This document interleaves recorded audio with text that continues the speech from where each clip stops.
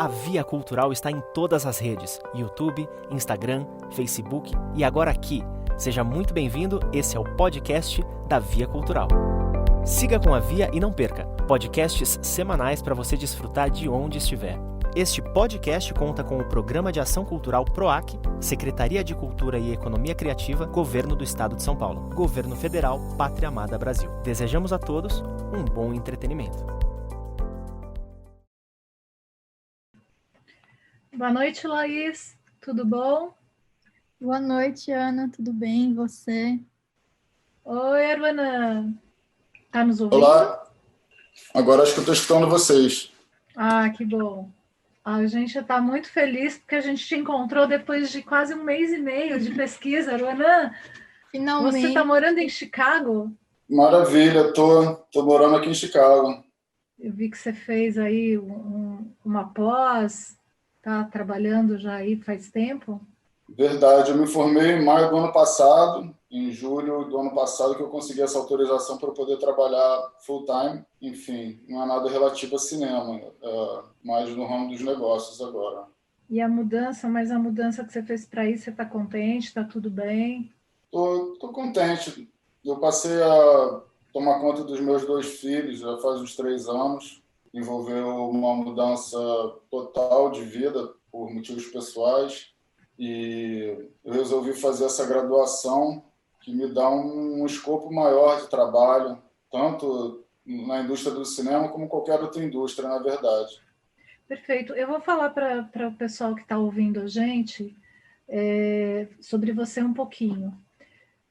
A gente está aqui com o nosso convidado de hoje, que é o Orana Cavaleiro, que participou da retomada do cinema nacional como editor e possui mais de 28 citações no IMDb pelos seus trabalhos. Ele editou uma vasta seleção de comerciais, documentários, programas de TV e filmes. Também foi professor da AVID na Academia Internacional de Cinema e na TV.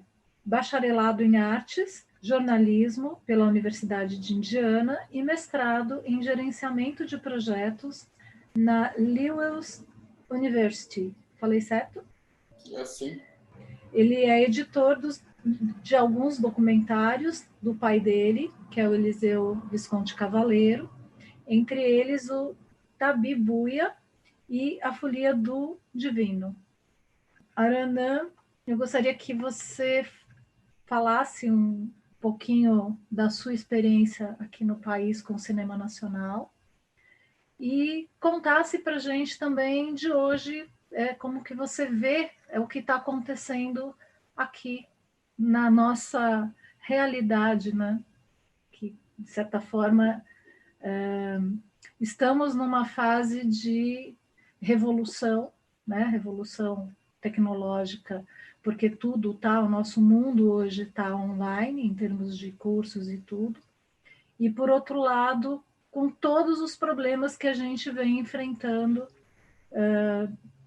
o Cine, SPCine, Cinema Nacional, a questão das artes, o momento que o país está atravessando. É verdade. Acho que a gente pode traçar um paralelo, né? Quando eu me formei, voltei aqui, foi em 1997, quando eu comecei a editar. Tinha muito trabalho de TV e muito pouco de cinema, exatamente que ainda estava saindo daquela época que foi a ditadura, que terminou, e eu acho que essa retomada foi realmente uma saída da ditadura e a entrada numa onda melhor, né, para a cultura, para o cinema em geral. Eu participei, eu vi como havia um grande desenvolvimento de tecnologias, né? A gente acha que hoje em dia é muito desenvolvimento de tecnologia, mas sempre tem um determinado. Naquela época era a transição do película, cinema, para filmagem em HD. Então eu acompanhei os primeiros filmes que foram feitos nessa transição do cinema nacional, e foi quando realmente voltou a retomar. A gente conseguia editar, às vezes, 3, 4 filmes no ano, imagina. Eu, João Paulo de Carvalho, Rodrigo Lima, Natara Ney, esse pessoal trabalhou com o Diller Trindade, em vários filmes do Didi, Renato Aragão, né? A Xuxa, várias outras figuras que são atores hoje em dia bem conhecidos que começaram suas carreiras naquela época. Eduardo Hassum, Bruna Marquezine e vários outros que tiveram suas primeiras participações no cinema naquela época. Aí a gente vê hoje em dia como que em 2 anos, eu saí do Brasil em 2018, e de lá para cá realmente toda a cultura começou a cair por falta de verba, por falta de investimento do governo, e a gente vê, né? A gente vê mais ou menos o estado da cultura hoje em dia, do cinema nacional.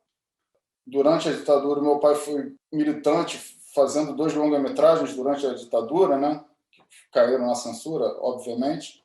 Eu participei dessa saída dessa ditadura e a volta do cinema, não de criação, uma entrada do cinema comercial mesmo no Brasil, forte, com estratégias, com bilheterias, com atores, com produtores. E aí, isso, em 10 anos, em 20 anos, a gente vê cismar e ser talentos, milhares de talentos surgiram no Brasil, ótimos diretores e produtores e editores e profissionais técnicos em geral de cinema, e a gente vê o cinema ele decrescendo e caindo numa forma de simplesmente não ter trabalho. E acho que a gente está precisando de uma outra retomada do cinema nacional agora, porque está realmente, incluindo artes e todos os investimentos culturais que estão sendo feitos no Brasil. A gente precisa de outra retomada cultural em geral. Enfim, eu desde aquela época eu participei também de trabalhos que se estendem na TV, fui editor do Fantástico, acompanhei todos os tipos de trabalhos comerciais, aberturas, alguns programas eu participei na concepção de programas de TV. Eu tive uma carreira que eu posso falar que foi um sucesso. Agora eu já não edito, já vão fazer quase 3 anos. Eu resolvi me retirar do mercado nacional, do cinema nacional, e tentar uma nova carreira, e aliando isso a ser um pai solteiro dos meus filhos, fazendo o que for possível para dar o melhor a eles.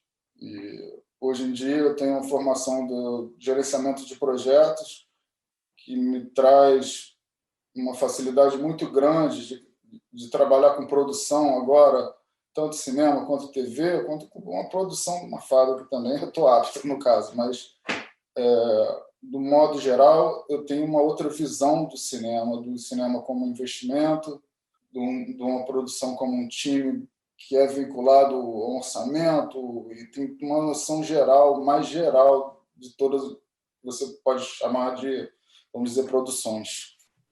É muito bacana a sua trajetória.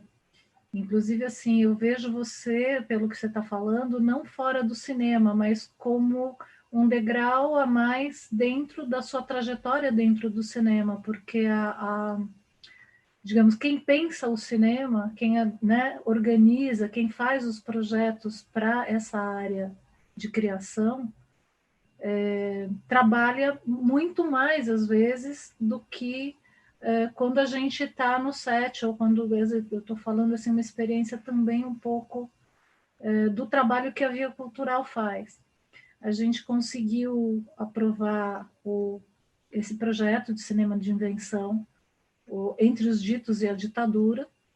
Era um projeto que você sabe bem, é de 2016, né, que acompanhava fazendo um fechamento, uma trilogia, para 2 exposições anteriores que a gente tinha realizado com seu pai em vida.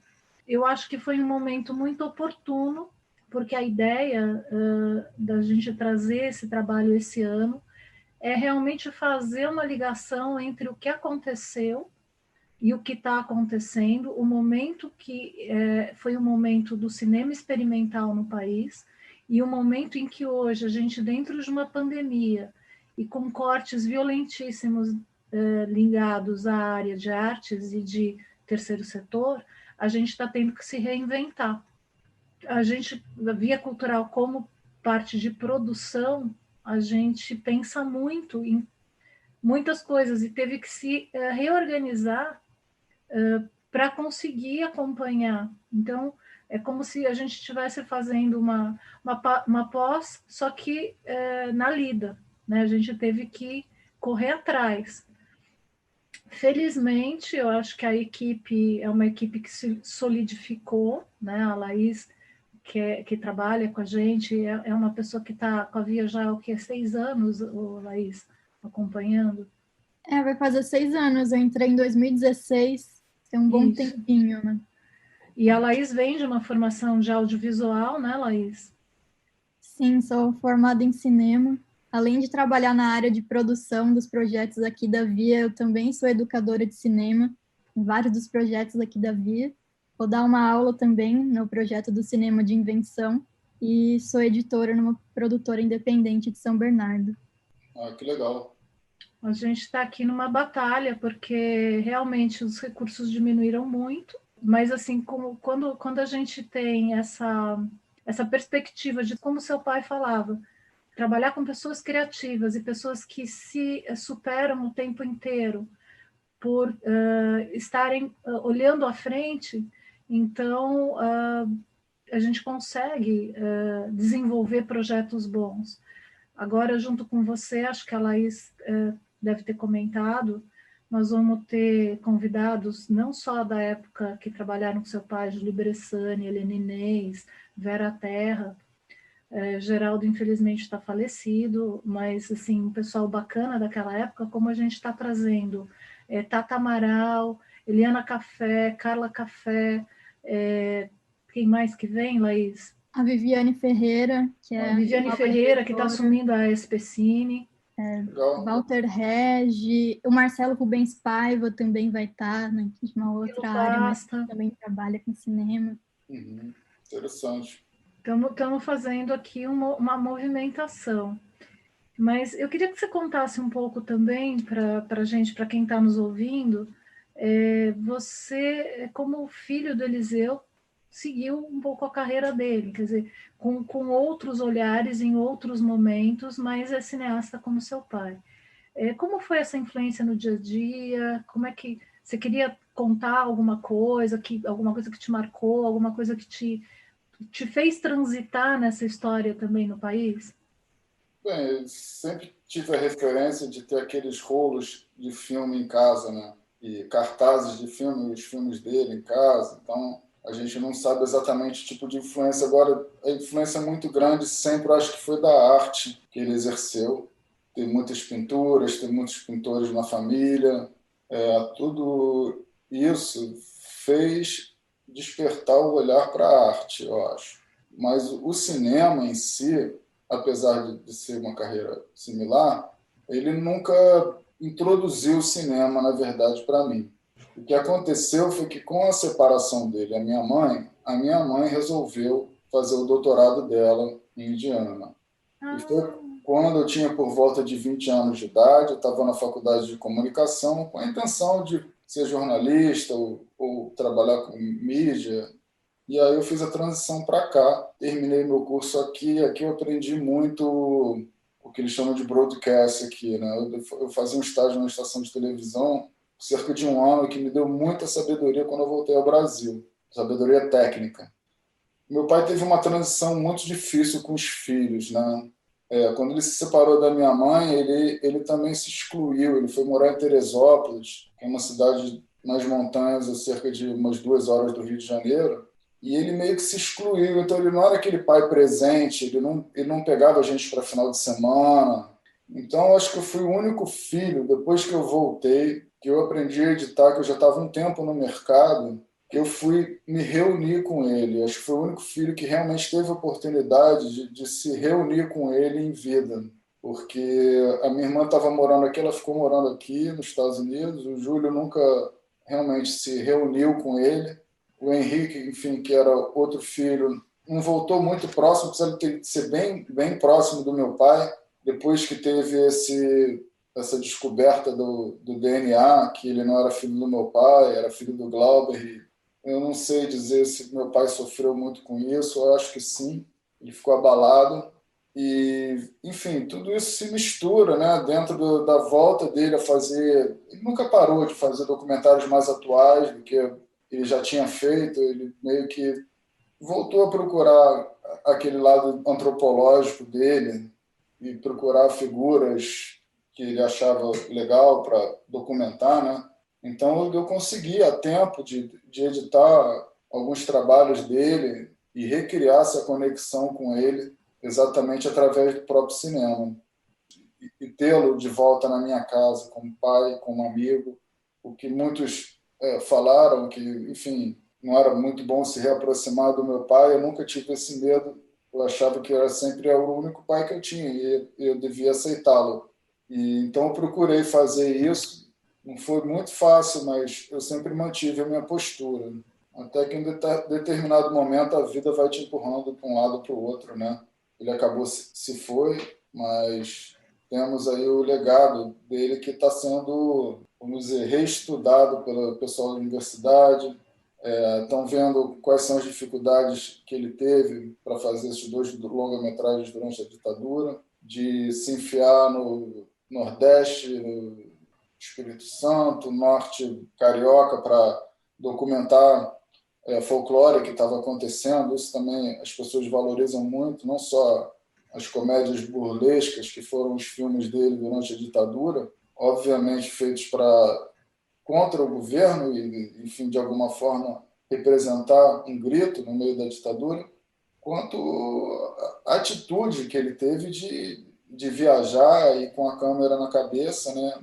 Ele saiu para produzir com a minha mãe, levava um de áudio, não sei se era o Saldanha, enfim, sempre tinha uma turma, o Laclete, para fotografar, sempre tinha uma turma que andava com ele, né? Ele é muito amigo do Bressani e Rogério. Aos poucos, o pessoal que está estudando cinema agora começa a dar um pouco mais de valor a esses tempos, que foram duros e geraram trabalhos lindos, né? Graças a Deus, muitos dessa geração ainda estão vivos, outros se foram, mas ainda é muita coisa que merece ser estudada, que o pessoal não tem conhecimento. Foi uma época com muita união, né? O que a gente hoje chama de coletivo, né? Os trabalhos dos coletivos que organizam saraus e ações e filmes aqui, eles têm uma raiz nessa época dos anos 60, né? E herdaram mesmo essa coisa da confiança que eu via muito no seu pai em relação aos amigos, em relação aos processos que ele viveu, que ele experimentou. Eu acho que foi um aprendizado muito grande. A gente teve, você sabe, também uma convivência durante uns bons pares de ano, estudando o trabalho dele. A gente teve a oportunidade de conviver um pouco, né, porque justamente o seu pai ele ficou isolado em Teresópolis, então virava e mexia, a gente ia para lá para poder fazer algumas gravações, algumas entrevistas, fotografar coisas dele, mas eu acho que assim é um legado de uma geração, né? E eu acho que a gente está hoje conversando aqui com você também, é uma oportunidade que a gente teve porque eu justamente conheci seu pai falando de arte, por artista que ele sempre foi, mas falando de arte, não de cinema, num sarau de uma prima minha. Então, as coisas acontecem, quer dizer, ele morando em Teresópolis, eu aqui em São Paulo, né, uma coisa assim super ocasional, e de repente a gente construiu uma pesquisa e um trabalho em cima da obra dele, que é uma obra, ao meu ver, de importância mesmo para estudo, para a cultura do cinema, por ser uma obra de resistência. Seu pai falava que era de deboche, mas na verdade eu acho que era uma leitura crítica muito crua sobre uma situação de um país preconceituoso, de um país com monopólio de cultura estrangeira, né, com muito para poucos e pouco para muitos. E isso ficou muito claro, tanto na fotografia dele, quanto nas incursões que ele fez dentro da etnografia, como também no trabalho cinematográfico, nas 2 obras que ele deixou. Agora, dentro desse balaio todo, né, do cinema de invenção, eu queria que você falasse um pouquinho também do hoje, né, para quem está ouvindo, porque você vai participar do debate que vai haver agora em abril, né, sobre o cinema de invenção e o trabalho do seu pai. Eu queria que você desse uma palhinha para o pessoal, assim, do que você pretende trazer para a gente. Por ser um trabalho relacionado ao meu pai, eu dar o depoimento como filho de alguém que conviveu com ele, que sabe a história dele, enfim, um ponto de vista de estar com ele, de morar com ele, e traçar isso eu como profissional também do cinema, né? Apesar de não ter diretamente participado, eu tinha, vamos dizer, em 1974, quando ele lançou um dos filmes dele, eu tinha acabado de nascer. Se eu não me engano, ele lançou um em 70 e o outro em 74.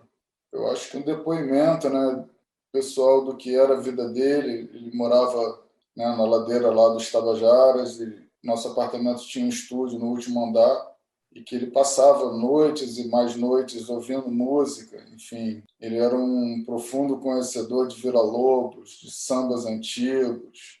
Ele era basicamente uma enciclopédia cultural, de alguma forma, né? Ele tinha muitas qualidades, além de produzir e ter essas ideias de realizar o filme. Ele era muito bom fotógrafo, então ele tem uma série de fotografias. Eu acho que eu, a minha irmã, a gente puxou isso. Indiretamente, a gente foi banhado em cultura quando a gente era pequeno, né? Com muitos quadros pela casa que eram da nossa família. Agora, meu pai era uma pessoa de personalidade difícil também, né? A gente não tinha muita paciência para lidar com ele, mas a vida tem pontos negativos e pontos positivos, e cada pessoa é diferente, né? A gente não pode culpar uma pessoa pelo jeito que ela é. Acho que a gente tem que aprender a aceitar, perdoar e seguir, e dar sempre uma chance. Enfim, como que ele, para realizar os filmes, ele vendeu praticamente todas as obras de arte dele, que seriam herança, que meus irmãos, um dia teriam um quadro do Visconti, por exemplo. Ele vendeu absolutamente tudo de valor para fazer esses filmes. As pessoas mais próximas ao meu pai podem contar mais histórias, mas ele também era uma pessoa que ele tinha, cada história que ele contava, as histórias eram simplesmente intermináveis. E ele tinha cada história, que ele sempre tinha uma história nova, interessante. Então, acho que as pessoas gostavam muito de sentar em volta dele para escutar. Ele era um pouco narcisista, ou se não muito, né? Mas ele tinha esse imã. Eu acho que as pessoas se interessavam pela forma que ele não ligava, que ele falava, tá tudo bem, tá tudo certo. E, geralmente ele era uma pessoa muito permissível. Então, acho que por ele ser permissível também, acho que as outras pessoas teriam que ser permissíveis com ele, ter mais paciência também. Esse ponto de vista de ficar um pouco com o pé atrás, de escutar, de aceitá-lo como ele é, né? E isso também é um pouco com relação ao trabalho dele. Tem toda uma explicação por trás. E eu acho que a gente deve aceitar o trabalho dele como é e descobrir quais foram as reais intenções dele com esses trabalhos e de que forma esses trabalhos eles se ressaltam no tempo que eles foram feitos e o valor que eles têm por serem feitos nessas datas tão marcantes, e tão sem cultura, tão similar do que o Brasil está vivendo agora, na verdade, depois de praticamente 50 anos. Verdade. Acho que sempre foi interessante ver como meu pai botava o pé nas filmagens dele, a forma que ele gostaria de editar o trabalho dele. Então, acho que ter essa conexão com meu pai também foi interessante, uma conexão técnica, um ponto de vista meu como editor, para ele como diretor. Não sei como foi a edição dos filmes antigos dele, mas, de qualquer forma, ter vivido essa experiência foi uma coisa única e não vai se repetir. Se você, assim, Eliseu era uma pessoa magnífica e, assim, tem diversas formas de se referir a ele. mas se você tivesse assim uma palavra que você pudesse passar, porque tem muita gente que está estudando cinema, que está estudando arte, que está estudando essa geração, né? Se tivesse uma palavra assim para pegar o caminho do seu pai, que palavra seria? Ele é uma enciclopédia natural. Cara, perfeito. Enciclopédia viva. Vivo, não mais viva, né? Mas Sim. ele era, por natureza, uma enciclopédia de diversos. Uma enciclopédia tem diversos assuntos dentro dela, mas eu digo que vão da música, fotografia, a figuras culturais, arte em geral, pintura. Ele tinha propriedade para falar de praticamente qualquer tipo de arte.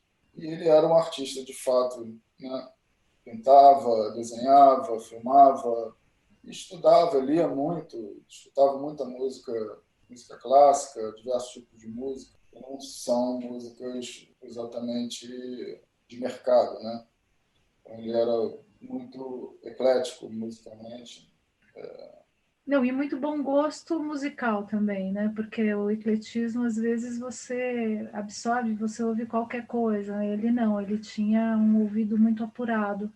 Ele gostava de uma diversidade, mas a Vera Terra sempre comentou isso, né?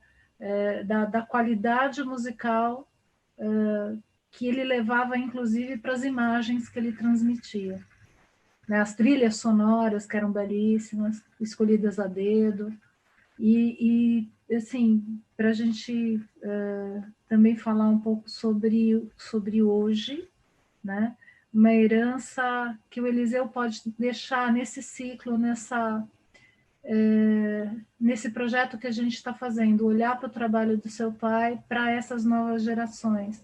O que você indicaria para essa moçada que está seguindo a gente e que vai ver o trabalho do seu pai?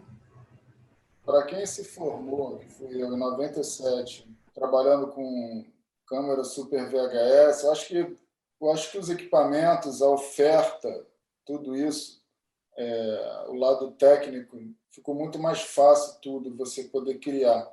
Eu acho que eles podem ter o meu pai como um exemplo de que a criação ela é independente do sistema.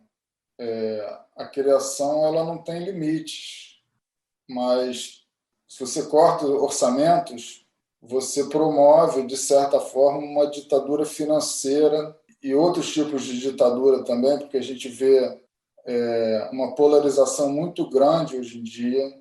A polarização em si ela não traz benefícios. Então, acho que as pessoas podem ver no meu pai um exemplo de alguém que foi contra o sistema para promover arte, para promover cultura. E eu não diria exatamente para as pessoas irem contra o sistema, mas terem a inteligência de questionar o que acontece e que meu pai seja um agente motivador. Se foi possível para ele fazer 2 longa-metragens durante a ditadura que teve no Brasil, as pessoas podem tomar como exemplo que a cultura não pode parar hoje em dia. Está difícil, está com pouco orçamento, está sem apoio do governo, mas as pessoas elas têm as armas na mão, que é a fotografia digital muito mais ampliada, que é a rede, a internet, redes sociais usadas para divulgar, e através disso reconquistarem o apoio do governo em questões culturais, e o apoio do governo em orçamentos e leis que podem realavancar os processos culturais no Brasil. Isso é muito importante agora, quem está no Brasil, pensar em fazer. Então, é muito importante, sim, lutar, mas lutar de uma forma inteligente, lutar por leis, lutar com união de classe, por isso não a polarização, começar a entender melhor os outros, e união para que a gente tenha uma segunda retomada cultural brasileira, porque a gente está precisando, na verdade. Entendeu? Perfeito. Eu acho que mais do que nunca, né? Realmente, mais do que nunca, a cultura não pode parar, o cinema. Acho que seu pai realmente é uma figura de inspiração para a gente mesmo, no quesito de inventividade e da força da vontade de querer fazer, né? De querer fazer um cinema, de querer usar do cinema para conversar com as pessoas, para conhecer as pessoas. Eu acho que é isso. Não vamos dizer um mártir, porque ele não morreu pela causa, mas ele verdadeiramente ele deu a vida pela cultura. A vida dele era realmente voltada para isso, para a cultura, para os trabalhos dele. Eu acho importante ressaltar isso. Maravilhoso, maravilhoso. Olha, super obrigada. Eu acho que foi uma introdução muito boa, perfeita em termos de início, né, desse trabalho que a gente está começando a respeito do Eliseu, né? Então, eu queria agradecer sua dedicação, o seu tempo, para que a gente pudesse falar um pouco do seu pai, um pouco dessa situação que a gente está atravessando, contar um pouco também da sua vida e trazer para a gente uma introdução ao que vai vir por aí. Eu que agradeço a oportunidade de estar dando meu depoimento e também o fato do trabalho do meu pai ser perpetuado de alguma forma. Eu acho muito importante.